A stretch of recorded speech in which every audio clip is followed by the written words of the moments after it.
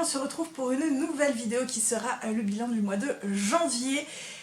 Et il est plus que temps que je vous le tourne puisque on approche très rapidement de début mars et comme je n'ai pas une mémoire d'éléphant, si je veux vous poster un contenu qui soit assez consistant et qui ne soit pas totalement vide, autant que je vous filme cette vidéo pendant que j'ai encore des restes dans ma mémoire, si vous voyez ce que je veux dire, sachant malheureusement que le mois de janvier a été assez catastrophique, il a été même très chaotique. L'année 2024 ne commence pas très bien pour tout vous avouer, puisqu'au mois de janvier j'ai lu 3 livres, sur ces 3 livres, 2 ont été bons et 1 a été assez moyen, et j'ai également mis en pause 3 ou 4 livres, et j'en ai abandonné un. Voilà, donc le mois de janvier a été très chaotique. Je suis pas spécifiquement très satisfaite du mois de janvier pour tout vous avouer.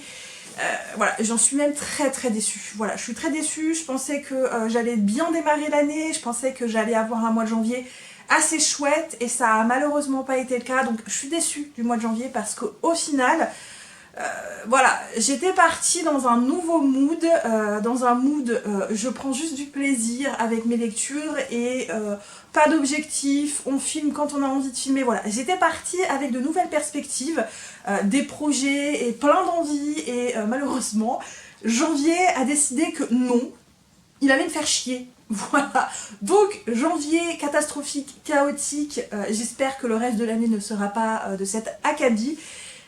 Bref, je ne m'attarde plus trop là-dessus et on y va, on se lance dans ce bilan. Je commence du coup par une très bonne lecture parce que oui, malgré tout, au mois de janvier, j'ai commencé par de la valeur sûre puisque j'ai lu un roman de Lily Haim, ici Les mots oubliés aux éditions Bookmark.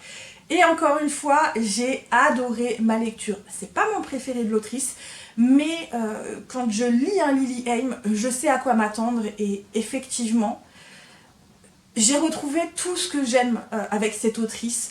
J'ai retrouvé sa plume qui est tellement belle, tellement poétique, tellement délicate et pleine de justesse. J'ai retrouvé ces personnages qui sont tous tellement touchants, attachants, qui sont traités avec profondeur, qui sont souvent des personnages assez atypiques, mais qu'on ne peut qu'aimer, que ce soit les personnages principaux au final et les personnages secondaires. J'aime tout vraiment dans la plume de l'autrice, dans la façon dont elle traite les thèmes qu'elle aborde, dans la façon dont elle traite les personnages. Il n'y a rien de moralisateur dans ses romans, mais c'est toujours tellement beau, tellement bien amené, tellement touchant. Vraiment, c'est des histoires d'amour qui, moi, me prennent à chaque fois au cœur et qui me fait aimer la romance. Voilà, me fait vraiment aimer la romance. J'aime bien la romance, mais ce genre de romance, c'est vraiment ce que j'aime dans la romance. Voilà. Sachez-le. Bref, ici on suit donc Nico Ulyanov qui est un homme orphelin qui a passé beaucoup d'années de sa vie à voyager. Il a beaucoup voyagé dans sa vie, il ne se pose jamais réellement. La seule fois où il s'est posé, c'est pendant 1 année et demie, 2 ans, quand il a rencontré un homme dont il est tombé amoureux, qui malheureusement va décéder, et à partir de là, Nico repart à l'aventure. Et on va le suivre du coup quand il va finir par s'arrêter dans une ville un petit peu perdue entre les États-Unis et le Canada. En fait, c'est une ville frontalière. Et Nico ne veut s'y arrêter que quelques semaines, voire quelques mois, histoire de se remplir un petit peu les poches et de pouvoir repartir. Sauf que la vie va en décider autrement et va se poster sur son chemin un certain Jimmy. Et entre les deux, il va y avoir pas mal d'étincelles. Je m'arrête là pour le résumer. Encore une fois, c'est du Lily Haim, comme je vous ai dit.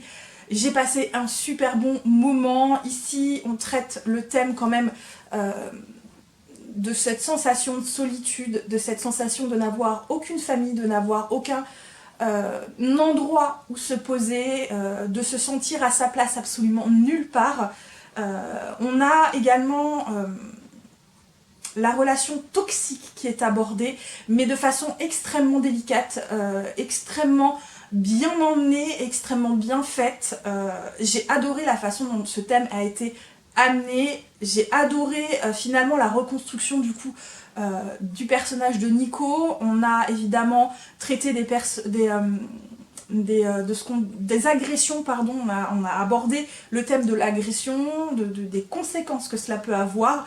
Et on a également abordé ce clan qui va se créer autour de Nico, autour de Jimmy, et vraiment, c'est la plume de Lily Haim, c'est vraiment traité avec tellement de délicatesse, avec tellement de justesse, sans que ce soit du pathos moralisateur ou autre chose. C'est un pur bonheur. Sincèrement, c'est un pur bonheur. La romance est très bien faite, elle est très très belle. Il y a peut-être un petit peu plus de scènes hautes que des autres romans que j'ai lus de l'autrice.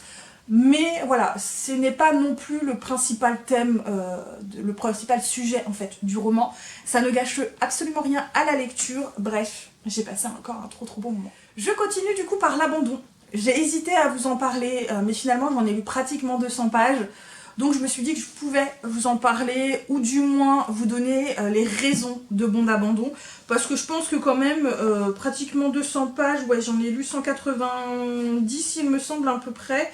Et au bout de 190, je me suis dit ouais c'est trop, donc je l'ai abandonné un petit peu près là, donc j'ai quand même lu pas mal. Il s'agit évidemment du premier tome du Royaume des Corbeaux, pardon. Donc La Maison aux ailes déployées d'Olivia Wallenstein aux éditions Corrigan, et donc moi je l'ai en format relié, et évidemment je ne vais pas le garder puisque je n'ai pas été jusqu'au bout et je n'ai pas l'intention d'aller jusqu'au bout, et certainement pas de continuer la saga, donc aucun intérêt de garder le livre aussi beau soit-il. Bref, ici on suit donc Fallon. Fallon est mi-faée, mi-humaine. Et elle vit dans un royaume où les métis sont extrêmement mal vus. Voilà, on les aime pas, les métis. Et donc Fallon vit un peu comme une paria, et sa famille, malgré tout, essaie de la protéger. Voilà, il la protège, même il la surprotège. Voilà, il la surprotège. Et ses amis également. Fallon, elle est quand même vachement entourée, même si dans le royaume elle n'est pas aimée parce qu'elle est mi-faée, voilà, elle est métisse, elle n'est pas entièrement faée, elle est métisse, mi-humaine. C'est un royaume vraiment hiérarchiquement où si tu n'es pauvre, tu restes pauvre, tu as très peu de moyens de t'élever dans la société, que tu sois faée ou pas au final. Et c'est encore pire quand tu es humain ou quand tu es métisse. Donc Fallon, elle a pas de bol, mais elle reste entourée. Voilà, elle est aimée, c'est pas une jeune femme qui vit vraiment de façon solitaire, qui est maltraitée. Non, elle est très entourée par ses amis et par sa famille. Elle est surprotégée, et Fallon n'a Dieu que pour le prince héritier. Elle est folle amoureuse de lui, et elle ne désire qu'une chose, c'est de trouver un moyen en fait de finir avec lui. Voilà, elle voudrait vivre sa vie avec lui, elle a des étoiles plein dans les yeux quand elle le voit, sauf que Fallon a une particularité, elle est capable de communiquer avec les serpents de mer, qui sont des espèces de serpents dragons, un petit peu à la façon asiatique, donc plus les dragons je dirais. Et une prophétie va lui tomber dessus. Voilà, donc je vous en dis pas plus, vous n'avez pas besoin d'en savoir plus. Sachez que j'ai trouvé les pratiquement 200 premières pages d'un ennui mortel. Voilà, je me suis ennuyée comme un rat mort, j'ai trouvé qu'il se passait rien, j'ai trouvé que ça traînait en longueur. Alors oui, on développe l'univers, mais c'est vraiment un univers très restreint pour moi. C'est vraiment le royaume qu'on développe, et peut-être les humains en traversant la rivière qui habitent un petit peu plus loin. On ne développe pas grand chose selon moi, on développe surtout tout ce qui est intrigue, mais c'est très long, je me suis ennuyée, je trouvais que ça n'avançait pas, et voilà, je me suis ennuyée et j'arrivais plus au bout d'un moment à... Ça passait plus, voilà, je m'ennuyais et je me disais mais j'ai autre chose à faire que de m'ennuyer, voilà. Du coup ça déjà, red flag. Ensuite, comment vous dire que j'ai détesté Fallon. Je n'ai vraiment pas aimé ce personnage, je n'ai pas non plus particulièrement aimé les personnages secondaires, donc combo gagnant hein, ou combo perdant selon ce qu'on en pense, mais pour moi ça l'a pas fait. Sincèrement ça l'a pas fait. J'ai trouvé que Fallon, elle est naïve, mais ça frise le ridicule. Alors je sais qu'elle a été surprotégée, mais elle a des yeux, elle a des oreilles, elle n'est pas stupide, donc... Je pense qu'elle est capable d'ouvrir les yeux, elle a 22 ans, c'est plus une enfant, c'est plus une adolescente, elle a 22 ans en histoire. Hein. Donc je pense qu'à cet âge-là, on est quand même capable d'ouvrir un petit peu les yeux. Je ne dis pas qu'elle doit complètement perdre sa naïveté à cet âge-là, mais il y a quand même des choses qui devraient lui ouvrir les yeux, or c'est pas le cas. Sans compter que madame est têtue, on lui explique les choses, on essaie de lui faire comprendre, mais elle est têtue, et à partir du moment où on lui donne sa prophétie, et où elle se fait des idées, et elle plonge dedans, tête baissée, elle réfléchit plus. Hein. Voilà. À partir de ce moment-là, j'ai l'impression qu'elle ne réfléchit plus, Elle réfléchit juste à réaliser la prophétie pour obtenir ce qu'elle veut, c'est-à-dire devenir la femme du futur roi du royaume, donc le prince héritier dont elle est folle amoureuse. Voilà. Et ça m'a saoulée. Sincèrement, ça m'a saoulée. Du coup, je suis pas allée plus loin. Voilà. Alors, je sais qu'il y en a qui ont adoré. Moi, personnellement, ça l'a pas fait. C'était pas une lecture qui était faite pour moi. C'est dommage. Sachant qu'en plus, j'avais envie de le lire quand il était auto-publié, avant qu'il soit publié aux éditions Corrigan.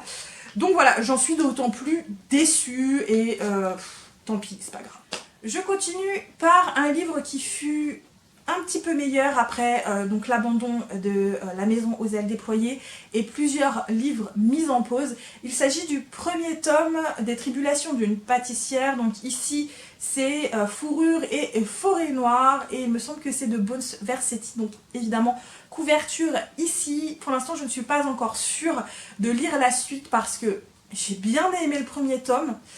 Mais je ne pense pas que ça restera très très longtemps dans ma mémoire. Voilà, j'ai bien aimé sans plus, voilà. Ça a fait le taf au moment de la lecture et voilà.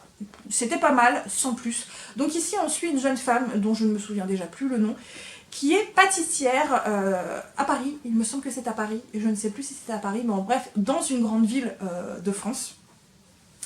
Elle réalise son rêve, voilà, d'être pâtissière, elle est joie d'être pâtissière dans un univers d'urban fantasy puisque les créatures fantastiques se sont découvertes aux hommes et ont pris plus ou moins le contrôle des pays, se sont devenus des dirigeants, ils ont viré les dirigeants humains parce que les humains faisaient de la merde au possible et étaient en passe de détruire toute la planète, bonjour l'écologie, bonjour la faune et la flore qui disparaissaient. Voilà, c'est très d'actualité, nous sommes d'accord. Et donc dans cet univers, les humains, magiciens, faées, loups-garous, sorciers, enfin tout ce que vous voulez, vivent ensemble. Ils travaillent chacun de leur côté, mais bon voilà, ils vivent plus ou moins en harmonie. Et malheureusement, un jour, cette jeune femme va se voir essayer de soigner un loup-garou qu'elle va retrouver en train de pisser le sang dans sa benne à ordures, derrière donc, sa pâtisserie, et à partir de là, tout son univers va partir à volo. Voilà. Autant vous dire du coup pour ce roman que ça va très très vite, on n'a pas le temps de s'ennuyer, il se passe plein de choses, on a plein de rebondissements, plein de retournements de situation, une révélation vers la moitié du roman que je voyais venir, sincèrement que je voyais venir, vu ce qui se passait, ouais, vraiment on le voyait venir de loin, hein. Voilà, ça ne m'a pas du tout surprise. Malheureusement, je trouve qu'il y a déjà beaucoup de choses qui ont été vues et revues. Ça sort pas de l'ordinaire pour moi. Sincèrement, ça sort pas de l'ordinaire. Peut-être parce que j'ai déjà lu beaucoup de romans de type beat lit, urban fantasy. Donc j'ai l'habitude et peut-être que pour le coup, j'ai pas eu beaucoup de surprises. Voilà, je me suis pas sentie surprise, je me suis pas sentie emportée, voilà, j'ai bien aimé, j'ai trouvé qu'on passait un très très bon moment, la plume est très fluide et très sympathique, je n'ai rien contre l'autrice, hein, attention, je trouve que sa plume est plutôt chouette, c'est fluide, ça se lit vite, c'est hyper addictif dans le sens où c'est un page turner et vraiment ça se lit très très vite. Au-delà de ça, j'ai bien aimé sans plus, voilà, je sais pas trop quoi vous en dire plus puisque j'en ai pas pensé plus de bien que de mal, voilà, bon moment de lecture. Ça a fait le taf et finalement, ça m'a suffi. Et je termine du coup le mois de janvier avec une bonne lecture. Ça a donc rattrapé un petit peu le mois de janvier. Et quand j'y pense, janvier a été bizarre puisque j'ai commencé par une bonne lecture. Donc la ganache d'en dessous était parfaite. La crème au milieu du mois de janvier était pas très très bonne, hein, trop sucrée, voilà, pas très très très bonne.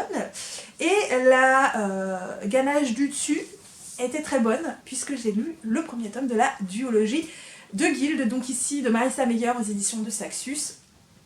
C'est la réécriture d'un conte concernant Tracassin ou autre nom Rumpelstiltskin, que je ne connais pas. Finalement j'ai très peu de retours sur ce conte-là. Je connais pas vraiment, sincèrement je connais pas vraiment. Donc c'est pas plus mal, comme ça j'ai pas de point de comparaison. Je sais juste que Tracassin c'est un petit peu le mec farceur qui fait des farces vraiment pas cool et qui finissent par toujours mal finir. Voilà, je crois que c'est ça, je n'en sais pas plus, c'est pas plus mal. Mais en tout cas, cette lecture était super chouette, j'ai passé un super bon moment. Donc ici on suit Serilda.